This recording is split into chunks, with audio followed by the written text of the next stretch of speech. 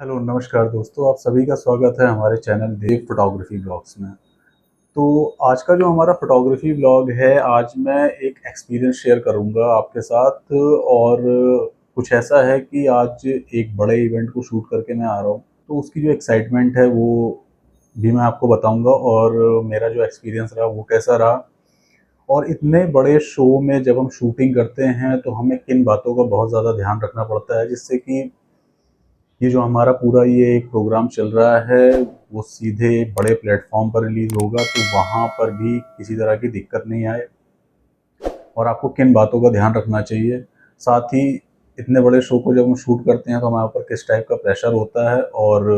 तो वीडियो को चलिए शुरू करते हैं, और जितने भी नए फ्रेंड्स हैं हमारे साथ आज जो जुड़े हैं वो हमारे चैनल को सब्सक्राइब कर लें। और मैं ऐसे ही फोटोग्राफी और वीडियोग्राफी से रिलेटेड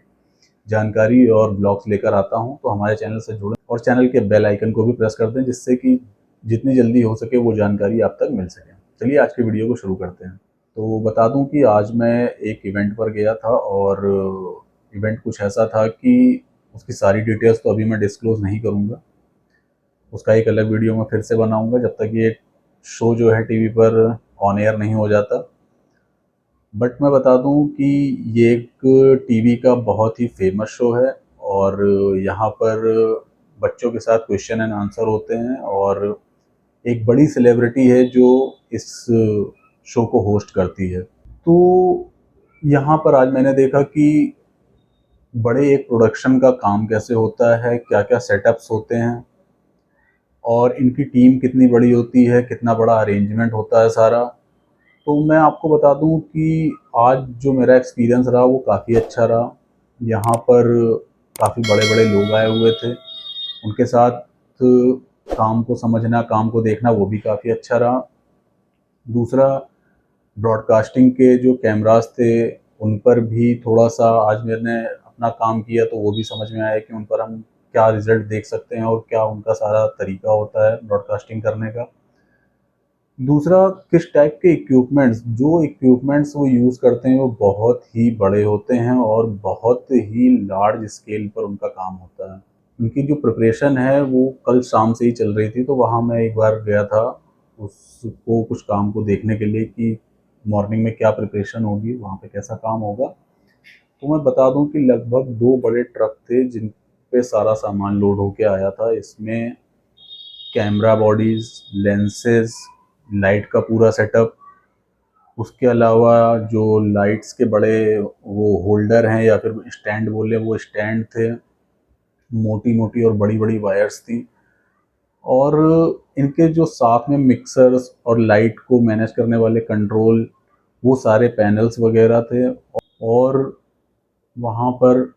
मतलब वहाँ पे कैमरास की बहुत अच्छी तरीके से प्लेसमेंट पहले से ही कर दी गई थी, और ये सारे कैमरास जो थे वो ट्राइपॉड पे ही थे। इसके अलावा मैं वहाँ पर गिम्बल से ही शॉट कर रहा था, क्योंकि मुझे अपने रील के लिए जो कंटेंट चाहिए था मैं उस पर्पज़ से वहाँ पे शूटिंग कर रहा था। तो मेरे पास अपना कैमरा था उस समय सोनी A6700, और साथ में उसका एक ज़ूम लेंस था, क्योंकि वहाँ पे मुझे उसी टाइप के लेंस और कैमरे की रिक्वायरमेंट थी। और क्योंकि ये छोटी बॉडी है, हल्की है, और उतनी गैदरिंग में जहाँ पर भीड़-भाड़ थी वहाँ पर मुझे अपने शॉट आराम से मिल जाएँ, तो इसलिए मैं वो कैमरा यूज़ कर रहा था। तो मैं बता दूँ कि वहाँ पर एक बड़े स्केल पर काम हुआ, वहाँ पर टीवी का पूरा एक शो शूट हुआ। और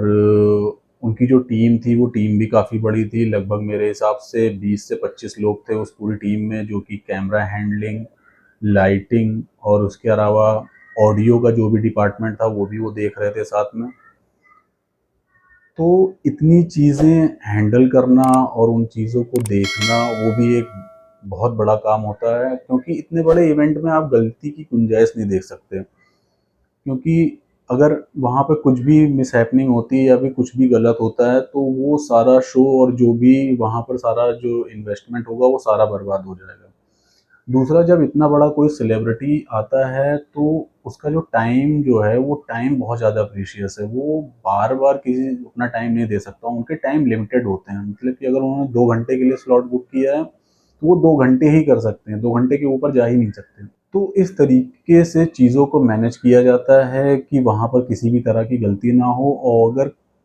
प्लान भी हमेशा साथ में होता है कि मान लीजिए किसी भी तरह की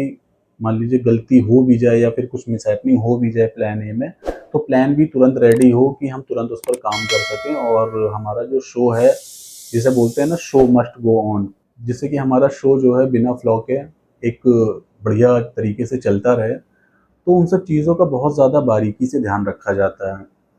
वहाँ पर कैमरामैन की अलग अपनी रिस्पॉन्सिबिलिटी है, लाइट वाले की अपनी-अपनी रिस्पॉन्सिबिलिटी है, साथ में जो वहाँ पर मिक्सर मैनेज कर रहे हैं उनकी अलग रिस्पॉन्सिबिलिटी है, मॉनिटर पे जो हमारे डायरेक्टर साहब या फिर डीओपी मेन लीड बैठे होते हैं उनकी अपनी रिस्पॉन्सिबिलिटी है कि जो शूट हो रहा है उस कंटेंट को कंटिन्यू देखते रहें, क्योंकि बाद में उन्हें एडिट पे मैनेज करना है कि हमारे पास कौन सा शॉट नहीं आया या कौन सा शॉट आया और कौन सा शॉट हमें उस टाइम पे लेना था। तो डीओपी जो कि मेन मॉनिटर पे बैठा है डायरेक्टर के साथ, वो उसी टाइम पे सारी चीज़ों को ध्यान में रखता है कि हमें बाद में रिजल्ट कैसा चाहिए, उसी तरीके के शॉट हम अभी से ले लें, क्योंकि बाद में कुछ नहीं हो सकता।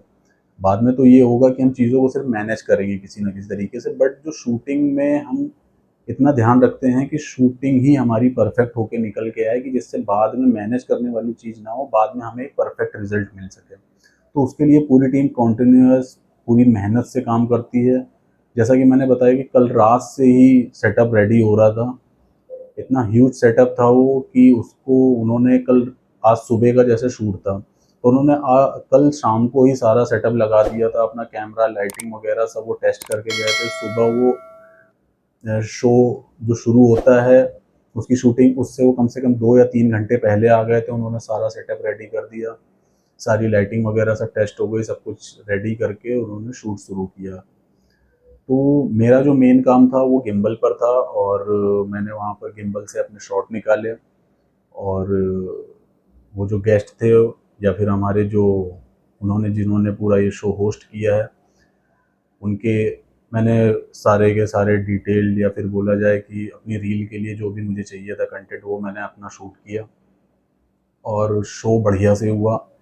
काफ़ी मतलब कि एक अच्छा रिज़ल्ट जिसे कहते हैं वो पूरा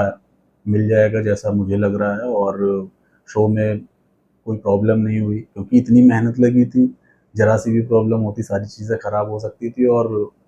बहुत ज़्यादा नुकसान हो सकता था। बट सारी चीज़ें अच्छे से हुई और अपना शो बेहतरीन तरीके से कंप्लीट हुआ। और जो हम लोगों को जैसा कि एक गिम्बल ऑपरेटर का जो काम होता है कि आपको भाई मल्टीपल जगह से अपने शॉट निकालने हैं और हमें ये भी जब इतना बड़ा शो है और हर तरफ कैमरे लगे हैं अराउंड, आज मैं बताऊं कि लगभग जो प्रोडक्शन के कैमरे थे लगभग 6 कैमरे लगे हुए थे और उन कैमरों को बाईपास करके कि उन कैमरों की नज़र में भी हम ना आए, जैसे तो एज ए गिम्बल ऑपरेटर हमारा काम ये होता है कि जो ये प्रोडक्शन के मेन कैमरास लगे हैं हम उनसे बचें, जिससे कि जो मेन शूट है वो ख़राब ना होने पाए। तो मैं उन चीज़ों का पूरा ध्यान रख रहा था। जो ब्लॉकिंग थी मैंने पहले ही जो डायरेक्टर या डीओपी हैं मैंने उनसे शुरू में ही ब्लॉकिंग पूछ ली थी कि भाई आपके कैमरास किस जगह पर पोजीशनड हैं, उनकी क्या ब्लॉकिंग है, कहाँ तक वो फ्रेम ले रहे हैं, कहाँ तक फ्रेम नहीं ले रहे हैं और मैं कहाँ तक एंटर कर सकता हूँ उसमें फ्रेम में और कहाँ तक मुझे बचा के निकलना है। तो वो सारी चीज़ें मैंने पहले ही पता कर ली थी। तो जब भी आप गिम्बल ऑपरेट कर रहे हैं इतने बड़े इवेंट में, तो आप अपने जो मेन कैमरा वाले हैं उनसे एक बारी ज़रूर डिस्कस कर लें कि भाई तुम्हारा फ्रेम कहाँ तक आ रहा है और मुझे कैसे उस चीज़ को बाईपास करके सारा शॉट लेना है, क्योंकि उनका भी शूट ज़रूरी है और आपका भी शॉट ज़रूरी है। तो जितने भी वहाँ पर कैमरा ऑपरेटर काम कर रहे हैं उनका आपस में तालमेल बहुत ज़रूरी है कि आप पहले से ही सारी चीज़ों को डिस्कस करके चले कि भाई हम कहाँ से शॉट ले रहे हैं, आप कहाँ से शॉट लोगे, आपका क्या फ्रेम रहेगा और कैसे आप आओगे जाओगे। तो उन चीज़ों को मैंने पहले डिस्कस करके अपनी चीज़ें फाइनल कर ली थी और उसी हिसाब से मैंने मूविंग करी अपनी और फ्रेम मैंने सारे जितने मुझे चाहिए थे उस हिसाब से मैंने सारे क्लोज वाइड और अपनी ऑडियंस को भी कवर किया साथ में। इसके अलावा जो हमारे मेन शो था अपना स्टेज का, उसको मैंने बैक से जाके और साइड से हर तरफ से जहाँ भी मुझे स्पेस मिला उस तरह से मैंने उसको मैनेज करके अपने शॉट्स निकाल लिए, जिससे कि बाद में जब मैं रील बनाऊँ तो मेरी एक प्रॉपर बढ़िया से रील या एक हाईलाइट जो पूरे इवेंट का एक ग्लिम्स बनाना होता है वो मैं बढ़िया से बना सकूँ। तो ये मेरा आज का एक्सपीरियंस था और जब भी आप इस तरह के इवेंट करते हैं, जो मेरा अपना एक्सपीरियंस निकल कर आया है, तो मैं ज़रूर बताऊँगा कि जब भी आप इस तरह के इवेंट करते हैं, तो आप चीज़ों का ध्यान रखें। आप चाहे फ़ोटोग्राफ़ी करें ऐसे इवेंट में, चाहे वीडियोग्राफ़ी करें, तो आप जितनी भी टीम है उन आप उनसे पहले से ही कोऑर्डिनेट करके चलें कि काम कैसे करना है और क्या-क्या सेटअप रहेगा, कौन कहाँ से एंट्री करेगा, कौन कहाँ से एग्ज़िट करेगा। साथ ही लाइटिंग का सेटअप कैसे होगा और ऑडियो वगैरह चेक पहले ही कर लें आप। तो जो भी टीम आ रही है, अगर मान लीजिए आपके रेगुलर साथ में काम करने वाले हैं, तो वैसे ही आपका जो काम है वो आसान हो जाता है और आपको काफ़ी चीज़ें पहले से पता होती हैं।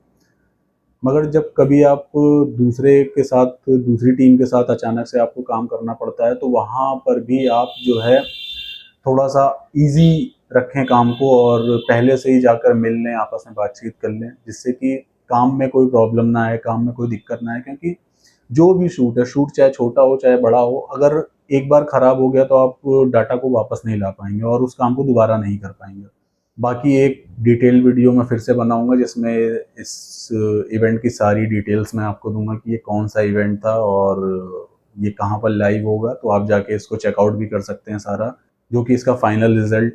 जब टीवी पर ऑन एयर होगा, तो वो सारी डिटेल भी मैं अपने चैनल पर दूँगा, तो आप हमारे साथ बने रहें और आज का वीडियो पूरा देखने के लिए बहुत-बहुत धन्यवाद। आगे फिर मिलते हैं ऐसे ही फ़ोटोग्राफ़ी और वीडियोग्राफ़ी से रिलेटेड और भी जानकारी को लेकर, तब तक के लिए thank you so much, bye-bye.